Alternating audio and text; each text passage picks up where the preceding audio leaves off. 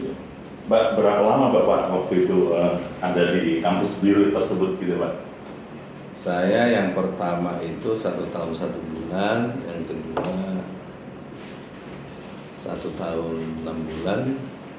Iya, sampai 2 tahun setengah. 2 kali itu gimana tuh Pak ceritanya tuh? Kok bisa mengulang atau melanjutkan gitu Pak? Ya, jadi ada yang mengulang, ada yang melanjutkan Pak. Kalau yang kedua dan yang ketiga itu melanjutkan. Oh gitu ya. Jadi Kita dulu ada, ya biasalah kalau di penjara itu kan pengalaman pribadi lah berarti ya. pengalaman pribadi Pak. Sebenarnya agak kurang ini juga sih Pak, kurang. Maksudnya Ya. mengingat-ingat ke belakang gitu ya. Sebenarnya begini Pak Tony, memang kadang-kadang ketika kita menceritakan masa lalu gitu ya, ada setidaknya ada dua sudut pandang tuh. Ada orang yang lu apa sih mau ceritain masa lalu lu gitu kan? Buat apa? Emang lu hebat gitu kan dengan cerita masa lalu. Tapi begini, saya punya pandangan yang berbeda barangkali Pak Pendeta Tony. Begini, kalau kita nggak bangga dengan masa lalu yang buruk itu, bodoh banget kalau bangga gitu kan. Tetapi tidak semua orang punya pengalaman yang sama seperti kita. Jadi ya kita menempatkan dirinya seperti itu. Jadi nggak usah sungkan kalau menceritakan masa lalu. Orang kan melihatnya hari ini. Lu jangan lihat kemarin dong kayak gitu ya. Benar. Iya. Sahabat Alitakum, kita bisa interaksi loh, bisa bertanya juga ya melalui nomor telepon baik WhatsApp maupun melalui telepon langsung ya di 0882 saya ulangi 0882 11 474 0328. Saya ulangi ya di 0882 11 74 0328. Sahabat Alitakum yang sedang tune in di 107,8 FM bisa interaksi dengan Bapak Pendeta Tony juga ya. Pak Tony, dari pengalaman yang Bapak alami itu, kemudian Bapak punya kerinduan untuk kembali melayani mereka, itu setidaknya harus punya sesuatu tuh, seperti pesan atau kerinduan atau apa gitu yang menjadi Bapak concern ke situ. Ya jadi begini Pak, kita yang pernah mendekam di dalam lembaga pemasyarakatan, lalu kemudian kita bertobat dan menjadi hamba Tuhan, itu tidak terlepas dari peran hamba-hamba Tuhan yang sudah ambil bagian di hati, yang ambil bagian terus dengan rutin mereka datang membina, dan itu menurut kami setiap kali orang hamba-hamba Tuhan itu hadir di dalam lembaga pemasyarakatan, saya melihat pada waktu saya di dalam, bukan hanya ketika mereka berkhotbah saja itu yang menjadi berkat, tetapi hadir saja itu sudah menjadi berkat buat para narapidana itu. Karena ada sesuatu yang mereka pikirkan, kok bisa ya mereka ini datang, tidak kenal, bukan keluarga, bukan siapa-siapa, tetapi mereka kok bisa care, kok bisa peduli begitu.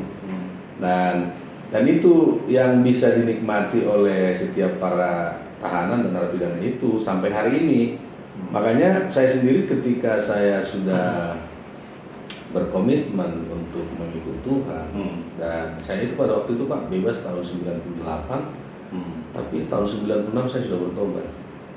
Jadi Bapak bertobatnya di dalam? Di dalam, masih ada 2 tahun, kemudian baru saya bebas. Jadi ada konsentrasi selama 2 tahun itu melayani di situ? Selama 2 tahun itu saya pakai untuk melayani di dalam Pak. Jadi dulu saya di LP Tangerang itu Pak ya, saya melayani di sana itu kan ada blok A sampai blok F, yang kemarin terjadi kebakaran itu Pak. Iya. Dan itu menjadi tugas saya selama 2 tahun jelang saya pulang itu. Dan saya melihat betapa mereka memerlukan orang-orang yang peduli dengan mereka Pak. Dan saya sendiri merasakan itu.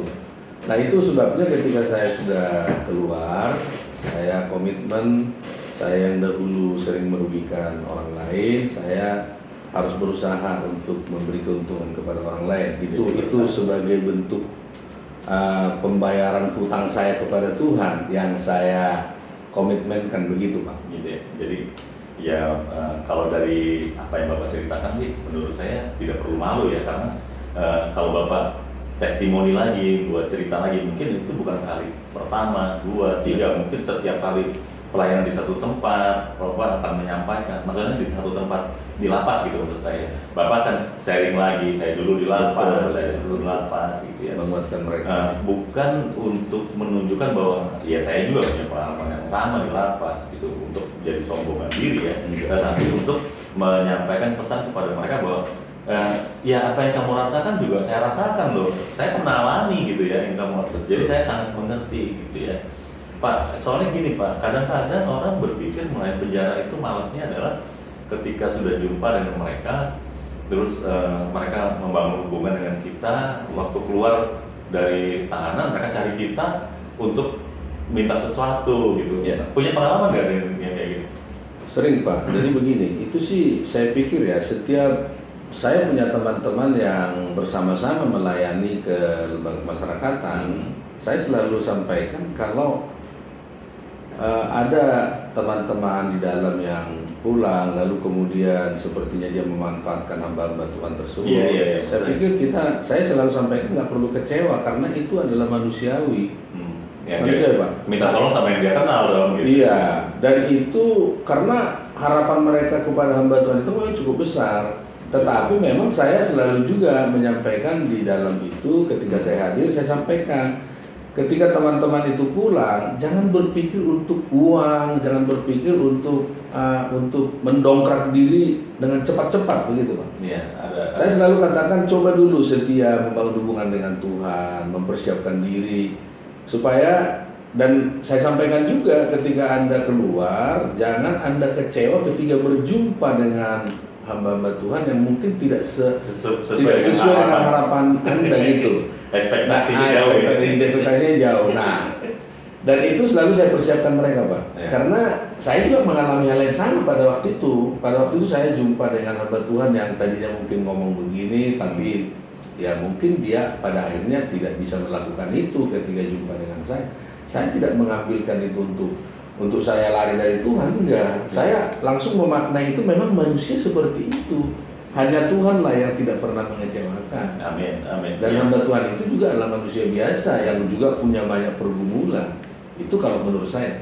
Jadi harusnya memang orang-orang yang ada di lapas nih barangkali mereka juga dengar ya, atau setidaknya ada keluarga yang di lapas gitu ya, yang sedang menjalani hukuman, bisa memulai dengan apa yang Bapak alami itu. Jadi dia bertobatnya bukan di luar, tetapi di dalam. Dari dalam sudah bertobat dan dia mempersiapkan diri untuk kemungkinan yang paling buruk ketika harapan yang dibangun itu hilang gitu ya, atau nol gitu ya. Sehingga ketika dia keluar ya dia menjalani kehidupan orientasinya bukan kepada hamba Tuhan yang selama ini melayani, tapi kepada Tuhan. Kepada Tuhan sumber ya, yang sumber segala sesuatu ya. Saya selalu sampaikan kepada mereka ketika kembali fokuskan hidupmu kepada Tuhan dan jangan pernah berkata nanti saya di luar baru saya memulai pertobatan. Jangan. Saya selalu katakan mulai dari sekarang karena siapa tahu besok memang kita sudah nggak ada lagi, nggak tahu apa yang terjadi besok. Nah itu selalu saya sampaikan kepada mereka dan juga kepada teman-teman jangan terlalu tergiur dengan apa yang mungkin janji-janji manis yang disampaikan oleh orang-orang yang mereka jumpai. Saya selalu sampaikan, ingatlah janji manisnya Tuhan, jangan janji manisnya manusia. Sehingga waktu dia mengalami kekecewaan itu dia nggak menganggap itu sebagai ini apa yang menghalangi dia untuk datang kepada Tuhan, begitu Pak. Saya punya pengalaman tuh Pak dengan istilah janji bui Pak. Iya, janji bui. Segala sesuatu yang dijanjikan di bui itu ya kecuali Tuhan gitu, omong kosong gitu ya. Dianggapnya seperti itu. Dianggap nggak perlu dipegang, nggak perlu diingat. Betul. Jadi Tuhan aja gitu yang dipegang. Iya, sahabat Hari Takum, kita akan jeda dulu dan dengarkan dulu satu lagu yang memberkati kita pagi ini. Kembali lagi di Hari Takum Radio di 107,8 FM, membangkitkan potensi kehidupan, mengubah hidup menjadi penuh kemuliaan. Masih dengan saya Suhartono dan juga narasumber kita Bapak Pendeta Tony Stagan di dalam sebuah program acara Ngupi Bersama H. Nah, pagi ini kebetulan narasumber kita selamat ulang tahun nih. Iya, Pak. Iya Pak ya, Iya. pas ya, pas hari ini. Hari ini Pak, Rabu. tanggal 8. Tanggal 8 Desember ya, dimana pada Natal sih kita mau baca dulu ada pesan nih dari kayaknya kalau saya kenali istri ya. Salam sehat untuk hamba-hambanya yang melayani hari ini. Kami dari SPS Tabita Mandiri, Miss Leni mengucapkan happy birthday untuk Bapak Pendeta Tonista ke sekian 49. 49 tahun. Tuhan Yesus memberkati selalu hambanya dalam pelayanan kesehatan. Amin. Amin. Ya. Amin. Terima kasih buat doanya. Ya. Baik Pak, kembali lagi ya Pak ke Iya. pelayan tadi ya Pak penjara. Nah, Pak rata-rata nih dari jumlah tahanan Nasrani yang Iya. Bapak layani dalam setiap lapas itu berapa persen Pak? Dari apakah semua yang Nasrani harus ikut atau bagaimana sih Pak prosesnya gitu? Oh, kehadiran gitu Pak ya? Iya kehadiran.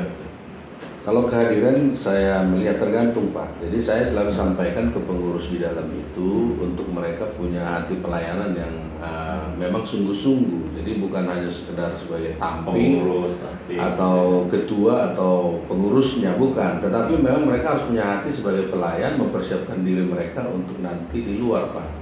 Sehingga lewat sikap-sikap mereka itu teman-teman itu akan bergairah untuk datang beribadah. Ada perubahan dari para pengurus itu. Iya, gitu ya. pengurus itu sendiri menjadi cermin ya. Memberi influence, memberi pengaruh gitu. Iya, jadi mereka menjadi suratan terbuka yang juga Iya, dibaca iya. sama teman-teman yang lain gitu ya.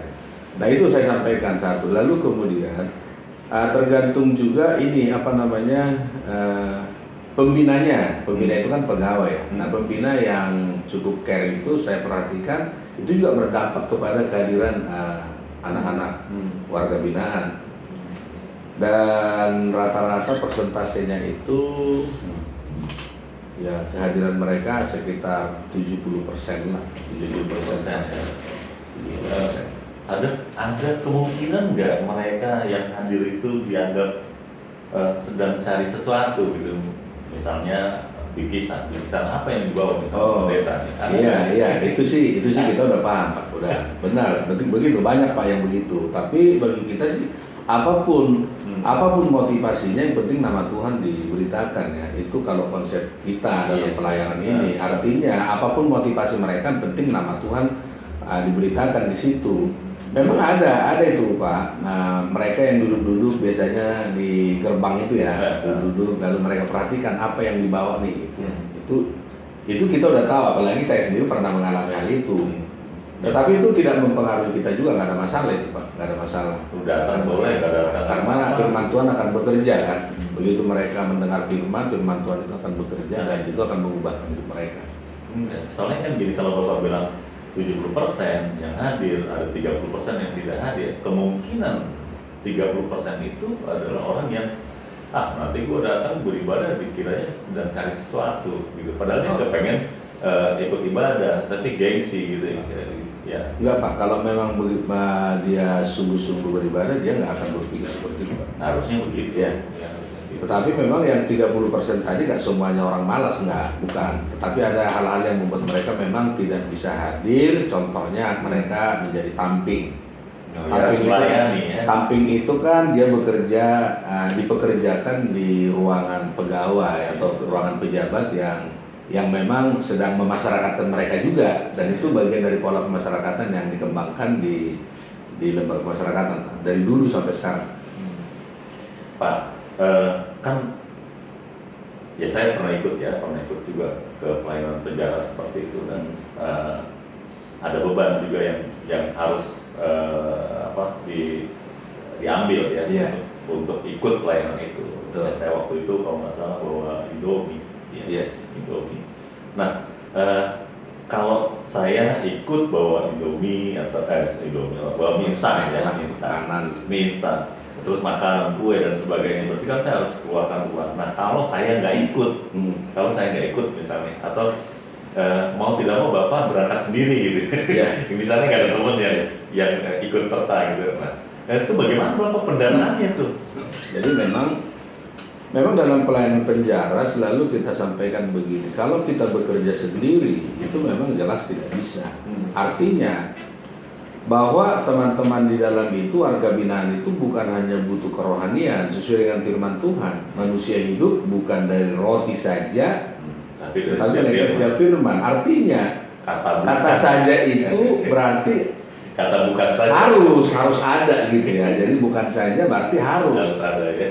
Nah itu yang saya sampaikan ke teman-teman. Ada sih memang mereka-mereka yang bilang, kenapa harus bawa Pak? Kan mereka udah dikasih makan 3 kali 1 hari. Ada sih Pak. Tapi saya sampaikan, waktu Tuhan Yesus berkhotbah di depan 5.000 orang, bukan hanya firman yang disampaikan, tapi perut mereka juga dipikirkan. Lalu saya sampaikan juga, di antara 5.000 apa orang susah semua?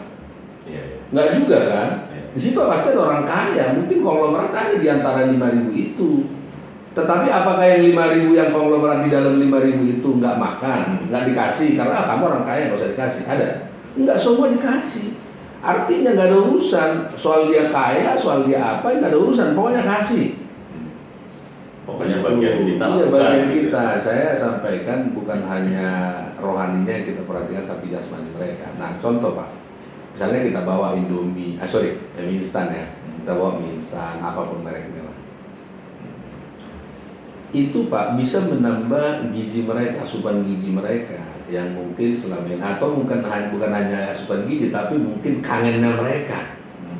Ada di antara mereka nggak bisa beli, ya walaupun di koperasi itu memang ada yang jual, tapi mereka masak bisa nggak sih mereka masak? Gimana tuh masaknya? Bisa Pak, bisa dalam artian kalau mie instan itu kan tinggal rendam air panas, dia bisa minta di dapur kan. Di dapur kan ada, di dapur itu ada air panas, bisa minta tolong sama orang dapur. Nah, karena kebetulan saya pernah kerja di dapur juga, jadi saya tahu. Jadi air panas bisa beli atau bukan beli, minta tolong, minta air panas sudah. Gitu, tinggal direndam kan, rendam udah makan. Ya, sahabat Tali Takung, kita bisa ambil bagian dalam pelayanan seperti itu. Ya mungkin kita nggak bisa terjun langsung, tapi bisa menghubungi Bapak Pendeta Tony Staga. Nanti kalau memang dibutuhkan nomor teleponnya bisa hubungi sama operator ya, Mas Yeskiel ya, nanti bisa dapatkan nomor teleponnya. Atau Bapak Ibu Saudara, sahabat Tali Takung bisa ikut serta gitu, ingin ambil bagian juga, turun langsung gitu ya, minta jadwal misalnya sebulan 1 kali di lapas mana yang paling dekat, lapas mana yang paling mungkin gitu ya. Dan sekarang Pak Tony, sekarang ada berapa lapas Pak yang Bapak kunjungi dalam setiap minggu Pak? Yang kita punya jadwal itu setiap bulan lah ya, bukan setiap bulan, karena ya kalau setiap minggu ya kita nggak kuat kan, nggak kuat waktu, nggak kuat dananya, kira-kira begitu. Jadi kita ada di Rutan Pondok Bambu, 1 bulan sekali. Ada di Lapas Pondok Bambu. Rutan lapas beda ya? Ada. Dulu itu memang 1, tapi sekarang menjadi 2. Ya, tapi tetap di tempat yang sama, di sekat. Jadi yang lama itu menjadi rutan, yang di pojok sana itu menjadi lapas. Jadi nanti disekat dia. Terus yang hadir juga berbeda orangnya? Hadir berbeda. Jadi yang di lapas itu rata-rata yang sudah narapidana, yang di sini yang belum inkrah ya, yang belum udah ponis tapi belum inkrah ya. Nah lalu di LP Cikarang, LP Bekasi Bulak Kapal kita masuk. Bulak Kapal sebulan berapa kali? 2 kali. Sebulan 2 kali Bulak Kapal. Jadi dekat, ya? bisa mungkin ya, sahabat Tali Takung yang dekat di Bekasi, kalau di Bulak Kapal ini kan deket nih, bisa 2 kali ini, bisa ambil bagian juga di situ. Silakan ya, silakan hubungi Pak Pendeta Tony Staga. Kalau butuh nomornya nanti saya ada. Ya, monggo Pak. Lalu di LP Karawang juga ya, sebulan sekali. Dan di LP Subang. Ya, saya pernah ikut tuh yang di Subang. Ya, saya pernah ikut di Subang. Di LP, lalu di LP, bukan di LP, di Rutan Cilodong ya, Depok. Itu yang baru. Lalu di Gunung Sindur juga kita masuk. Di Gunung Sindur ya? Sindur. Apa? Yang ini, yang lapasnya. Lapas. Tadinya di sebelah juga kita masuk di rutannya, tapi rutannya kan menjadi super maksimum security ya, sehingga itu sudah nggak dimasukkan lagi tuh para yang teroris dan apa itu ditahan di situ. Nah, jadi kita masuk di lapasnya. Jadi saya sama di ini Pak, sama di LP Pemuda Tangerang. Namun sekarang karena pandemi, belum semua lapas kan membuka diri ya. Yang ada sekarang ini baru sementara kita ada lapas Bekasi. Saya mau tanya itu tadi Pak. Oke. Gimana di masa pandemi, Oh, iya. bagaimana pelayanan? Iya, iya. Tapi Bapak sudah jelaskan. Jadi kalau yang selama musim pandemi kemarin Iya. terbuka akses kan mereka juga nggak boleh berkumpul tuh. Betul. Ya kan mereka juga nggak boleh berkumpul tuh. Mereka bagaimana bisa ikut zoomnya gitu? Atau Jadi- mereka dibuat jarak atau gimana? Gini Pak, jadi tetap ya Teknisnya. social distancing tetap ya. Hmm. Sepanjang di lapas itu tidak ada yang terkonfirmasi kena COVID, Oke. itu mereka bisa Pak berkumpul. Oke. Tapi kita yang dari luar tidak diizinkan Masuk. sementara ini untuk masuk. Nah, pembinaan apa? Pembinaan yang kita lakukan itu melalui media Zoom. Media Zoom, ada juga yang Google Meet ya. Nah, itu yang kita gunakan. Nah, diperlengkapi. Jadi pihak lapas itu memperlengkapi diri mereka dengan Sarana Zoom, itu. sarana Iya. itu. Nah, kita juga gitu Pak. Jadi seperti itu polanya Ada sekarang. kontribusi juga buat mereka itu dalam bentuk bingkisan yang diantar atau bagaimana Pak? Tetap Pak, tetap. Saya selalu sampaikan juga ke teman-teman, tetap kita berikan bingkisannya. Jadi bingkisannya bisa kita antar lebih dulu atau bisa kita antar setelah ibadah. Bisa sebelum ibadah, bisa setelah ibadah. Selalu kita pikirkan mereka juga seperti itu. Tapi saya sampaikan ke teman-teman di dalam, Ya. sedikit banyaknya disyukuri. Situasinya juga sama, lagi ya. sekarang kan lagi goncang semua. Katanya semut aja pun berdampak kan. Semut aja kekurangan gula sekarang. Karena pandemi. Karena pandemi. Karena pandemi. Iya, betul Pak. Oke. Jadi pendanaan yang Bapak galang itu dari kesertaan teman-teman yang mau ikut ya, yang mau ikut ambil bagian gitu. Nah, kalau misalnya nih tadi pengalaman yang tadi saya sampaikan bahwa ternyata nggak ada nih gitu, nggak ada yang ikut gitu, saya nggak ikut gitu, Bapak sendiri juga. Nah, kalau satu kali mungkin oke Pak. Ya, satu kali sih oke gitu. Tapi kalau 1 bulan itu dipenuhi tanggung jawabnya ke semua lapas, rutan gitu ya. Terus teman-teman nggak ikut, Bapak kerja sendiri itu pernah nggak punya pengalaman kayak gitu? Pernah Pak, pernah. Pernah ya. Pernah kita sendiri. Jadi teman-teman yang tadinya sudah oke, Iya. tiba-tiba mungkin ada kegiatan mereka yang tidak bisa Iya, ditinggalkan. itu juga salah satu problem juga ya. Iya. Sehingga mereka ya minta maaf Pak. Maka pernah ada satu teman saya bercanda sih, aduh Pak minta maaf nih nggak bisa, gitu kan. Saya bilang begini, nggak apa-apa Pak. Soalnya bukan ada Bapak yang begitu, ada beberapa banyak orang juga begitu. Nah, kalau begitu saya selalu. Tapi dananya masuk dong. Ya, saya sampaikan begitu. Artinya begini, kalau teman-teman tidak bisa hadir, tolong deh. Iya. Yang susah itu kan sekarang bukan cara pengorbanannya, Pak. Kan udah deadline nih ceritanya kan? Iya, karena udah mepet waktunya Udah kan. mepet Nah, waktunya. kita susah Nggak bisa susah ganti kita orang untuk lagi. kita orangnya. Iya. Bisa begitu Pak, tapi selalu saya bilang ya udah ininya kirimlah gitu kan, kirim berkatnya yang akan diberikan ke Jadi teman-teman. sejak awal sudah harus komit ketika kita ambil bagian di pelayanan di penjara ya Pak ya, nggak bisa cuma mau doang gitu. Iya. Saya mau dong pelayanan penjara, lalu cuma sekedar mau nggak bisa. Kenapa?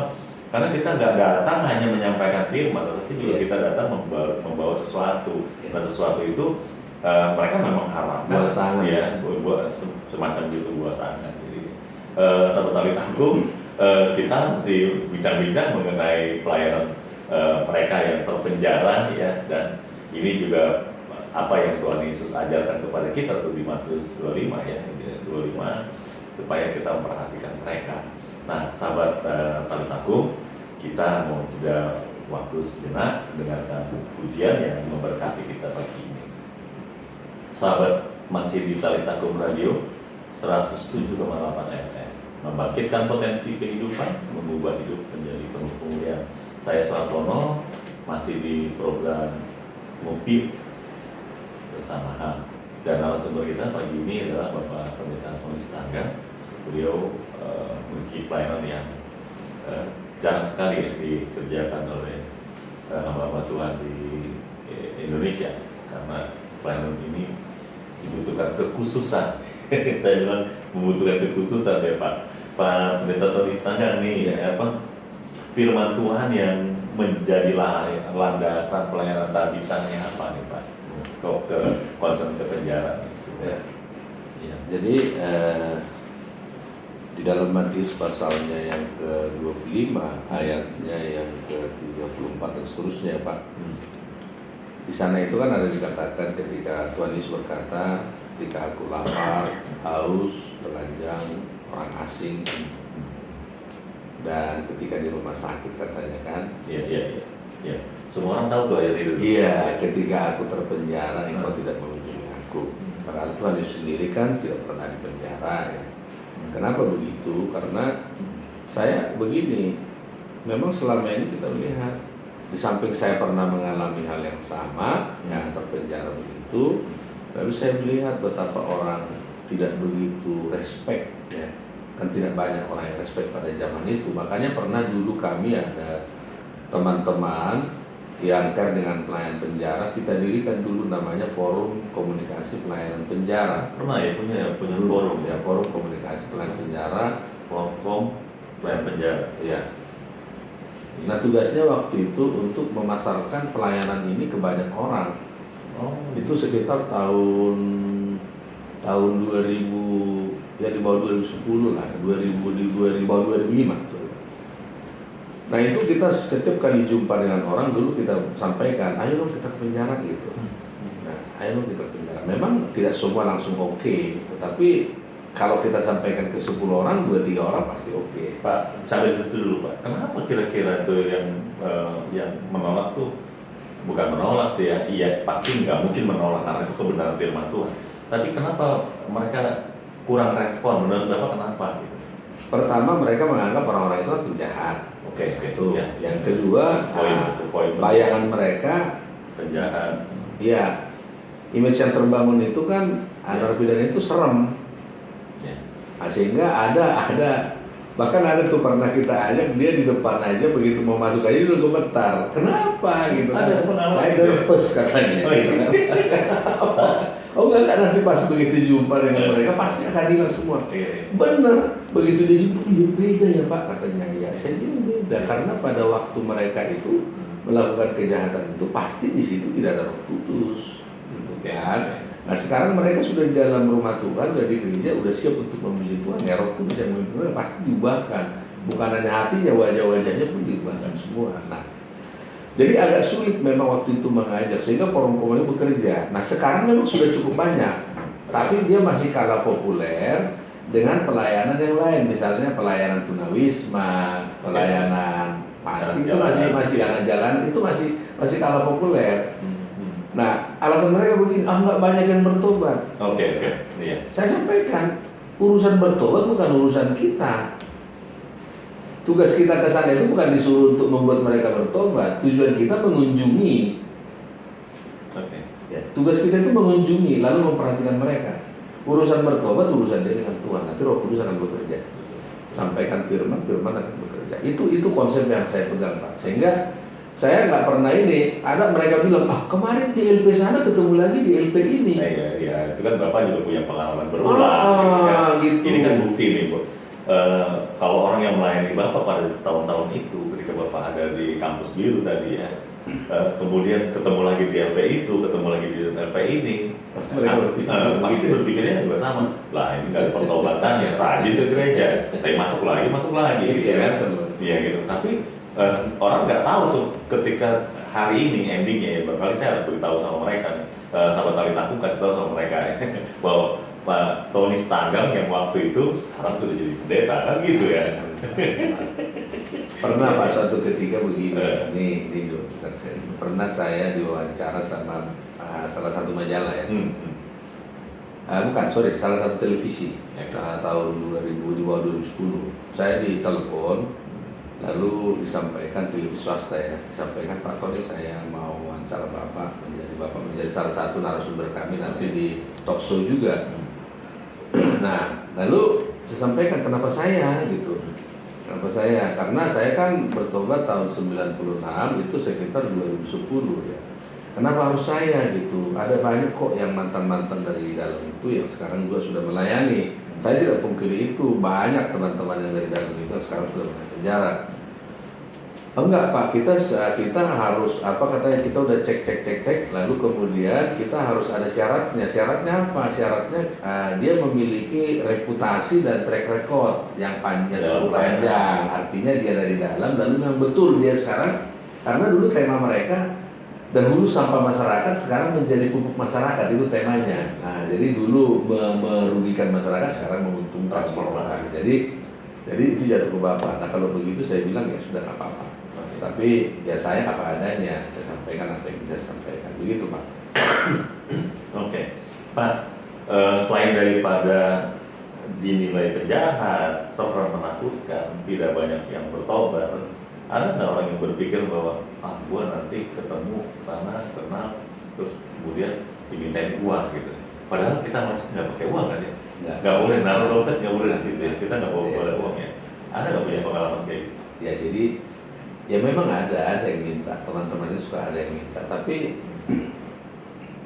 makanya itu ininya kita sebagai koordinator yang membawa mereka, kita sudah memotivasi teman-teman di dalam. Sudah diberitahukan dulu. Jangan itu nggak baik. Kita sampaikan itu nggak baik. Pokoknya memanfaatkan enggak, tapi mereka semua sudah baik. Teman-teman di dalam itu kalau dia sudah masuk gereja itu hidupnya udah ini kok. Beda ya. Beda. Kristen yang di lapas kalau sudah ke gereja pasti sudah mengalami perubahan, walaupun pertobatan bukan ranah kita, ranah pribadi ya kepada Tuhan ya, kurang lebih begitu. Itu terlihat dari puji-pujian Pak. Saya berapa kali berjumpa kalau membawa orang yang baru pertama kali masuk, begitu keluar saya sampaikan gimana ininya, bagaimana tanggapannya tentang ibadah tadi. Asal respect luar biasa, dia bilang hebat banget katanya. Kenapa? Puji-pujiannya, semangatnya, gairah mereka memuji Tuhan itu kok apa sekali gitu. Memberi dampak ya. Iya, sangat luar biasa lah pokoknya hadirat Tuhan mereka. Impartasinya. Dan itu rata-rata begitu pengalaman mereka. Sehingga itu yang saya bilang tadi, memang mengawal untuk mereka, mengawali masuk itu yang sulit. Tapi begitu mereka masuk, biasanya langsung, ya kapan lagi nih? Gitu mereka. Nah, itu makanya waktu itu dulu kita sampaikan teman-teman, ajak pokoknya yang nggak ngerti ajak aja dulu, nanti baru setelah mereka masuk baru kita libatkan mereka. Oke, sahabat Talitakum, kita tidak perlu a priori ya ketika ada kesempatan pelayanan penjara, karena mereka juga sudah siap untuk dilayani, bukan orang yang sulit untuk berkomunikasi dengan kita. Karena mereka sudah nggak bisa lagi jadi penjahat di sana ya. Kalau di antara mereka saya juga nggak tahu. Tapi dengan kita pasti mereka akan menunjukkan bahwa mereka sudah bertobat atau minimal siap bertobat. Ya, kurang lebih seperti itu. Kesan seram mungkin perlu dikunjungi supaya kita tahu bahwa mereka sudah tidak seseram yang kita bayangkan ya. Kemudian tidak banyak juga yang bertobat. Nggak, buktinya banyak juga orang yang bertobat dan yang jadi hamba Tuhan juga banyak. Seperti tadi testimoni Pak Penistangan juga ya, Pak Pendeta, banyak juga yang sudah dari sana tidak jadi pendeta tapi melayani gereja masing-masing berdasarkan pengalaman itu, karena mereka ketika di lapas atau di rutan mereka juga diberikan kesempatan untuk pelatihan ya Pak ya. Pak, kalau yang melayani di sana itu ditetapkan oleh siapa Pak? Oleh kita atau oleh pembina lapas ya? Jadi begini, kalau kita mau masuk dalam pelayanan penjara itu memang kita yang pertama hati dulu ya. Punya hati dulu, lalu kemudian punya lembaganya lalu didaftarkan di Kemenkumham. Kantor wilayah Kemenkumham, mendaftarkan di sana, lalu minta slot pelayanan di lapas itu. Nah, karena slotnya udah penuh, karena kan ada yang rutin itu kan mereka hargai juga ya, yang rutin, yang punya hati rutin. Jadi yang ada sekali-kali itu ya numpang sama yang nebeng ya, itu bermitra ya bersinergi gitu ya. Dengan yang sudah punya jadwal itu lebih mudah. Makanya selalu saya sampaikan juga nggak ada salahnya kok. Jadi bersinergi saja, toh berkatnya juga akan sama. Jadi nggak usah harus pakai nama lagi di dalam baru bisa diungkap bahwa ini adalah pelayanannya dari gereja ini gitu. Nah itu bisa. Tapi yang punya jadwal itu adalah orang-orang atau yayasan-yayasan yang lembaga-lembaga yang sudah punya jadwal rutin. Nah itu namanya sinergi Pak. Iya, ini kalau sahabat Talitakum ya, kan ini udah bulan Desember nih, bulan Desember, bukan hanya kelahiran Bapak Pendeta Tommy Sitanggang aja ya, Tanggal 8 wilayah disyukuri ya, tetapi juga kelahiran Tuhan Yesus Kristus ya, ketika Tuhan menganugerahkan dunia dengan kehadirannya, itu kan dirayakan. Nah, jika sahabat Talitakum ingin ikut ambil bagian nih dalam masa raya Natal untuk mengadakan Natal di salah satu rutan, kira-kira bisa nggak menghubungi Pak Tony? Oh, bisa. Jadi bisa menghubungi, tapi memang kita lihat kalau sudah terisi atau itu nggak bisa. Nah, tapi bisa kita bantu. Tetap digabung di sini lagi kan, misalnya kan gini, saya melayani Natal nih tahun ini gitu di lapas Bola Kapal misalnya. Ya. Terus kemudian ada sahabat Talitakum nih mau ikut ambil bagian nih, gabung gitu. Boleh share misalnya nih. Bisa share pelayanannya aja gitu. Pelayanan, bukan share pelayanan saja, tapi share biaya atau apa yang bisa kita inilah kerjasama gitu. Itu bisa ya. Siap ya Pak Tony mengatur itu ya. Bisa kita koordinasikan. Koordinasi misalnya ada 3 gereja atau 4 gereja, ya Bapak tinggal ngatur aja kan. Siapa yang menyampaikan firman Tuhan, siapa yang berdoa, ya terus pelayan ini yang bila perlu kasih banner gitu kan, dilayani oleh gereja ini bisa sekaligus gitu ya. Iya. Daripada satu-satu kan butuh waktu yang panjang dijaga sampai Januari belum kelar. Kalau satu-satu kan bisa gantian, bisa. Oke. Jadi kayak saya kan di Bola Kapal itu kan Rabu pertama, nanti lalu kemudian Rabu ketiga. Ya udah, kalau misalnya Rabu pertama kan sudah lewat nih ya. Nanti Rabu ketiga juga sebenarnya kita udah siapkan juga orangnya. Karena kita berpikir begini Pak, kebetulan saya kan nggak mengerjakan hanya pelayan penjara Pak. Jadi memang ada juga pekerjaan yang lain ya. Contohnya sebagai sidang Penyuluh juga, penyuluh agama Kristen Kota Bekasi, bahkan sekarang yang terakhir saya juga menjadi anggota anggota MUB di Kelurahan Dusun Menteng. Aktif nggak Pak di situ Pak? Aktif nggak? Ya, baru dilantik Pak, ya. Kelihatan aktivitasnya. Kita mungkin tahun depan ini ya, tahun 2020 baru bergerak sesuai harapan Lurah ya. Izin Pak, saya mau ini aja minta tolong nih, kalau Bapak kan sudah di MUB nih, ya. Bapak lihat tuh kalau teman-teman MUB ya, tidak terlalu aktif, ya Bapak jadi triggernya gitu, ajak mereka aktif. Jangan kayak di satu tempat yang saya alami ya, di tempat saya. Bener gitu. Iya. Nama saja tercatat gitu kan, dan aktivitas nggak ada gitu kan, jangan Pak ya. Kayaknya titip pesan ya. Iya, sahabat Talitakum ya, masih di acara kita Ngopi Yuk bersamaan, dan tema kita hari ini adalah melayani mereka yang terpenjara. Masih bisa di menit-menit terakhir ini di 0812 1174 0328. Ya, saya ulangi di 0882 1174 0328 ya. Nah, kita masih ada waktu yang cukup. Pak Pendeta, saya bagaimana cara mengajak orang melayani penjara? Tadi kan Bapak sudah dikatakan bahwa sempat punya Korkom untuk pelayanan penjara 2005 nih. Sekarang kan sudah banyak. Nah, bagaimana caranya Bapak melibatkan? Apakah Bapak datang ke gereja ya, atau seperti apa? Bagaimana ajak mereka untuk ambil bagian dalam pelayanan yang Bapak kerjakan ini gitu? Pertama, setiap kali jumpa saya selalu sampaikan ya tentang pelayanan penjara.